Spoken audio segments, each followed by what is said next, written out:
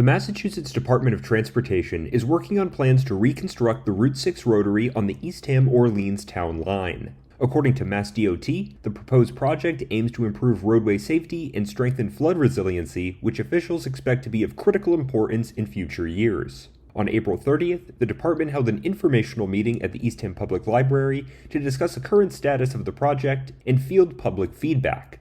A second meeting will take place in Orleans in early June. Cape Cod Commission Deputy Director Stephen Tupper was in attendance for the Eastham Forum, so we caught up with him after the event to learn more about the project. In simple terms, the Eastham Orleans Rotary is an important asset of MassDOT.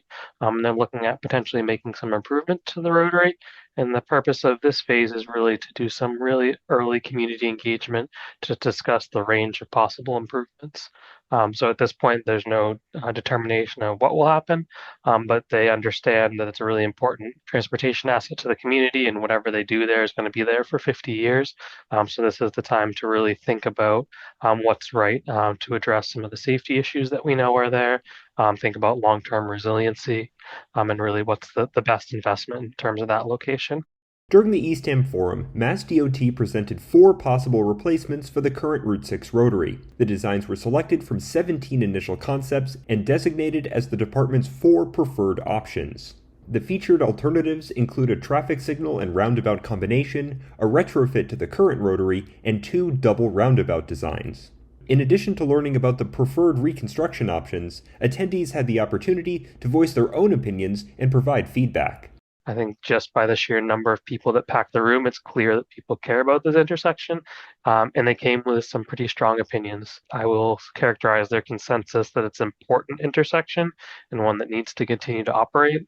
There are differing opinions as to what should be done. I'd say the prevailing opinion was don't change it too much, which is not uncommon for these sort of public meetings. I think there's generally a public resistance to change. And I also think it, frankly, can be hard to think about what this place is going to look like in 50 years. That being said, I heard acknowledgments of some of the deficiencies. So some of the people are talking about the safety issues that they observed. They're talking to me specifically about some crashes they were in or observed, and some really problematic parts of the Rotary. So I think there's interest in changing some of those locations. And then there is differing opinions in terms of some of the resiliency elements of the project. I think everybody recognized that having the Rotary flooded is problematic, not just for Orleans, for Eastham, for the entire Outer Cape, but there's differing opinions as to how near-term that threat was. So some preferred a smaller build that didn't make a whole lot of changes. Some really wanted to look further out and also were interested in environmental restoration that was offered by a number of the alternatives.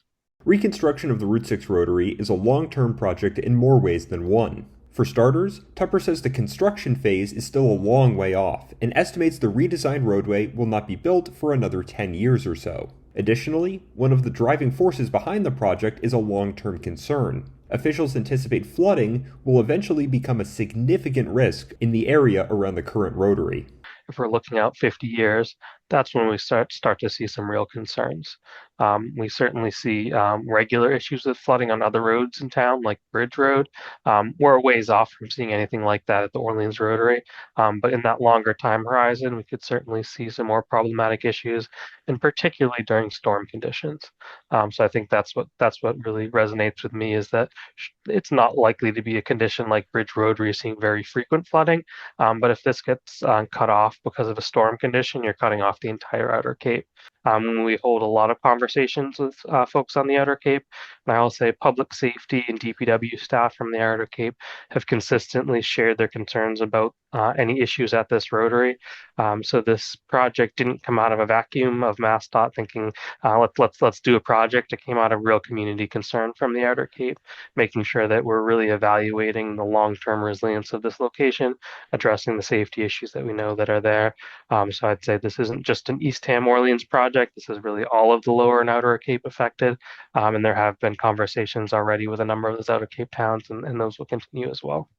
With the construction phase still far away, Tupper says it's too early to make firm cost determinations for the Rotary project. Currently, MassDOT estimates its proposed alternative options will cost in excess of $11 million across the board. Regarding the source of funding, Tupper says projects like the Route 6 Rotary reconstruction typically receive 80% federal funding and 20% state funding. The project will eventually compete for funding from the Cape Cod Transportation Improvement Program, and, as a state-owned asset, Tupper says Massachusetts officials are responsible for advancing the project and identifying funding moving forward.